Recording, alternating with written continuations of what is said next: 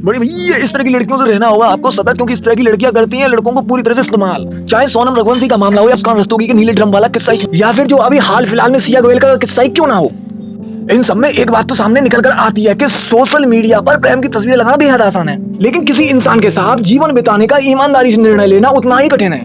अभी हाल फिलहाल में केतन अग्रवाल जो एक टॉप का बिजनेसमैन था, जिसकी कुल संपत्ति 600 करोड़ से ज्यादा की थी, वो भी मात्र एक 26 वर्षीय इंसान। सोचिए उसके माँ बाप ने उसके लिए क्या क्या सपने सजाए होंगे भाई। शादी की जोर शोर से तैयारी चल रही थी, लेकिन इसी बीच पुलिस के बताए मुताबिक अनुसार सामने आया कि जिस लड़की से उसका विवाह होने जा रहा था, यानी कि उसके मंगेतर से विवाह होने जा रहा था, उस लड़की अपने प्रेमी के साथ मिलकर उस लड़के की हत्या कर दी।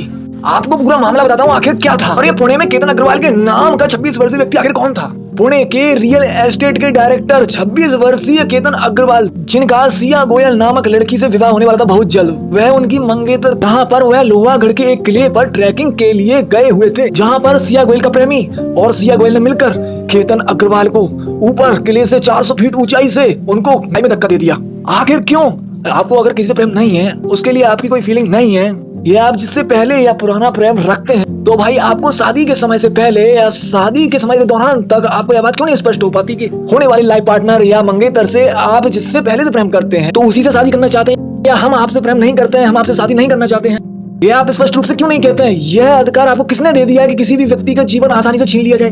आप अगर महिला है या लड़की है तो आप किसी भी मनुष्य या किसी भी यानी लड़के का जीवन छीन लेंगी, ये गलत है, बिल्कुल बेहद गलत बात है। बायोग्राफी देखें तो केतन अग्रवाल सक्सेस ग्रुप नामक कंपनी के डायरेक्टर और चीफ मार्केटिंग ऑफिसर थे।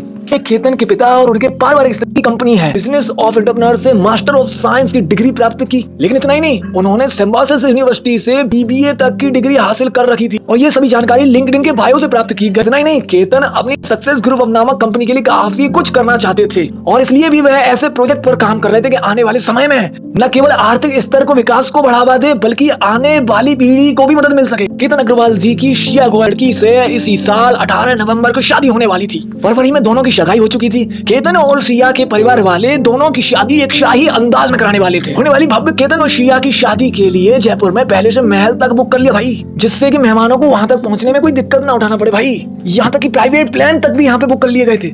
इस होने वाली शादी पर काफी करोड़ों रुपए का खर्चा होने वाला था। केतन की मौत 18 जून को हुई, वहीं पर 22 जून को सिया का बर्थडे भी था। केतन की मौत से पहले केतन के पिता ने होने वाली केतन की बहू के लिए बर्थडे का सेलिब्रेशन तक प्लान कर लिया था, लेकिन उन्हें क्या पता था कि जिस होने वाली बहू के लिए वह ये सब कर रहे हैं, वह उन्हीं के बेटे को अपने पुराने प्रेमी आशिक के साथ मिलकर उसको मार देगी। यह एक पिता के लिए सबसे दर्दनाक बात है कि उनके ही बेटे को उनसे छीन लिया गया हो। आप दोस्तों समझ सकते हैं कि उस पिता पर क्या बीत रही जिन्होंने अपना एक जवान बेटा खोया है, जबकि एक होनहार अव्वल दर्जे का एक उन्होंने अपना बेटा खोया है। बेटा चाहे किसी का भी कैसा भी हो, लेकिन अपने पिता के लिए बेटा ही उसकी सबसे बड़ी धन दौलत होता है। अगर किसी रिश्ते में प्रेम ही नहीं बचा, किसी और व्यक्ति के लिए भावनाएं जुड़ी हुई हैं, तो यह रिश्ता तोड़ा भी तो जा सकता था। इसमें मारने वाली क्या बात है? ज्यादा से ज्यादा होता क्या, कुछ लोग नाराज होते, परिवार वाले नाराज होते, परिवार टूट सकता था। किसी की भी जिंदगी को छीन लेने का अधिकार तुम लड़कियों को किसने दे दिया भाई? तुम लोग ऐसा कर कैसे लेती हो? क्या तुम लोगों के अंदर शर्म हया नाम की कोई चीज बाकी नहीं है तुम लोगों के अंदर? हाँ, तो निष्कर्ष की बात यह है कि जो लड़की या लड़के ऐसा सोचकर करते हैं, वह अपने फायदे या अपने परिवार के फायदे के लिए या अन्य किसी और फायदे के लिए तो घर उजाड़ देने का पूरा बंदोबस्त कर देते हैं। तो ऐसे लोगों के लिए सेम टू सेम हूबहू ऐसा ही बर्ताव कि उनको उनके सही मुकाम तक पहुंचाया जा सकता है। ऐसे लोगों के साथ उन्हें जेल का रास्ता नहीं, उनको उन्हीं के तरीके से उन्हें रास्ता दिखाना चाहिए। सबकी जिंदगी को बड़ा आसान समझते हैं और उसके लिए सब कुछ कर डालते हैं। ऐसे लोगों को कभी कोई पछतावा नहीं होता है। ऐसे लोगों को सरकार क्या सजा देगी भाई? आप लोग बताइए, कमेंट सेक्शन भर जाना चाहिए। दबा के शेयर करो भाई।